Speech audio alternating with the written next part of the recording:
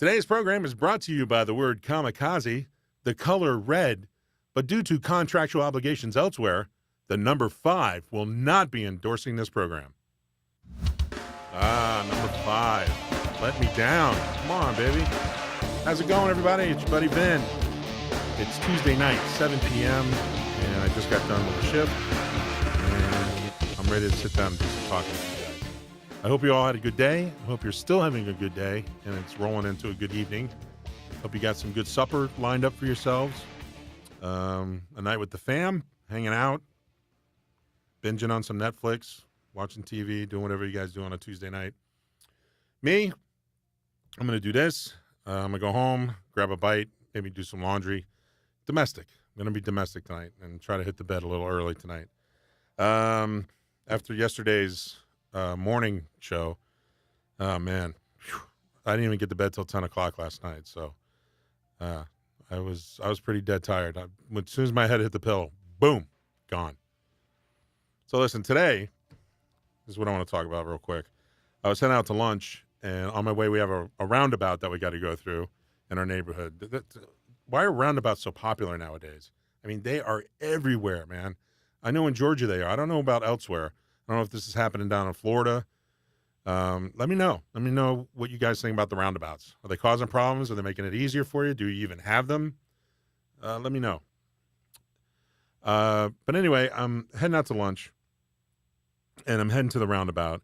I'm not really paying attention. I'll be honest. I'm not going to say I didn't do anything. It was my fault. I started rolling into the roundabout, and there was already somebody in it coming the opposite direction. I slammed on my brakes in time. I looked like a fool doing it. And the lady that was coming in through the roundabout was in some sort of SUV. And, I waved to her, and I'm like, I'm sorry, with the pathetic look on my face. And she went and flipped me a bird, man. She shot me a bird. I thought we didn't do that anymore. Is the bird a thing now still? I know the bird is a scooter you can rent. But are we still doing that? Flipping each other off? I started laughing because to me nowadays, the bird is kind of like, it's childish, like pulling somebody's hair.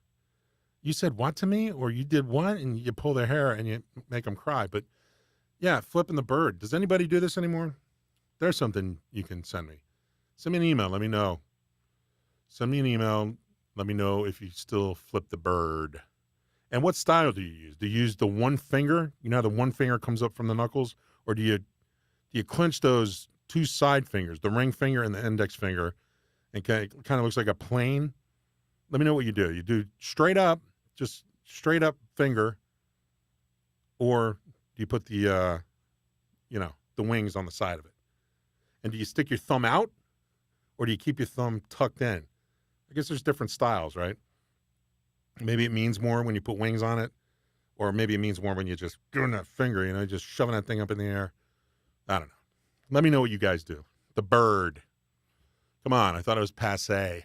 But, hey, it causes tension, man. You flip the wrong person off, man. You're in for a nice chase. Yeah, definitely. Some road rage. That's just what we need. A little more road rage. Listen, keep your fingers to yourself, all right? When I'm driving, I got to tell you, this day and age, hey, and I don't back down from anybody. I'm not afraid of a fight. I'm not afraid of pushing around people or whatever. But in today's day, it's a gun. A gun is coming out almost immediately. If somebody has balls enough to come after you, then they've got something. They've got something. They got a gun, they got a bat, they got some kind of weapon, and then they mean to do you harm. So, especially today's day and age, it's sad. Road rage is crazy, man. I'm in Atlanta, so we hear about this all the time. I'm sure any place that has a lot of traffic is road raging. I mean, you can road rage on a side street with nobody else on the road, but the more people you got out there, the more traffic you got, the more chances you got of having somebody pulling a weapon out on you. So what I do, I don't even look at people when I drive. Do whatever you want to do. It's not going to, it takes 8 seconds out of my day if somebody cuts me off, whatever. This person's in more of a hurry to get somewhere. Maybe his rabbit is sick and he needs to get it to the vet. I don't know. I don't know what's going on in this guy's life. I have no idea. So just let it go. Let it go, people. It's not worth it. It's not worth it, man. And trying to get to work on time, oh, shit, got to get to work on time, man. Hey, there's a lot of traffic. Hey, I'm sorry. I leave at the same time every day. If I'm not there, it's because of traffic. All right? That's all there is to it. The problem is with that now, I only live like 4 minutes away, and I can actually walk here in about 15 minutes. So I can't use that excuse anymore. If I get here late, it's because I didn't get out of bed. It's just, I take it for granted now that I can get there on time. So I got time. I'll just lie in bed here for another couple of minutes. Half hour later, whatever. You know the story. So the finger, okay? Let me know what you think about that. I'd really like to get some emails from you guys. I really would. And if you forget what it is, I'm going to open a separate email, of course. But right now, you can email me at vinny.tafuri64@gmail.com. And that's just to say hi. Or go to my Facebook page. I have a Vinny Tafuri Facebook page, and then I have the LifeCast Facebook page as well. Talk to me on that. Do that. It's probably easier. So anyway, that happened, and I got my lunch, and I went back to work. Now, excuse me, sinuses are drippy. Anyway, so I get back, and we have a parking garage, and it's got a security gate and all that crap, and you go in, and what I found is you can really tell what somebody's like by the way they park their car. And I believe this. If you're trying to get into a parking space and some dude just whips into this space and takes up part of yours, I mean, is that not ignorant? Inconsiderate? You're not taking into account this other person has to park a car too? I mean, I don't get it. I pull into a space. I actually back out, take a look to see if I've given enough room on both sides, or just to see if I'm within my yellow lines or white lines. I just make sure I'm in my space. I mean, it's considerate. It's what you do. There's cars parked all over the place. It's crazy, man. I got to take pictures of these things and put them online because it's nuts. And it happens everywhere, not just the parking lot here. I mean, grocery stores, it happens all the time. I mean, I actually had to wait one night because I went into the grocery store and somebody pulled in so close to me, so close that I could hardly open my door. So I had to sit there and wait for this person to come back and move their car. Now, it was I don't know, it wasn't even worth getting into it with this person. I had to get back to work anyway, but they just walked by and got in their car like nothing ever happened. Didn't even look at me. And I'm staring at them like, are you seeing this? Not a response. Nothing. That's the type of world we're living in, man. Nobody thinks to anybody else. It's sad. It really is, man. And it's getting worse. The more people that get born and brought into this world, the more things like that are going to happen. The more inconsiderate people they're going to be. Just take into account, think of somebody else. Just once during the day,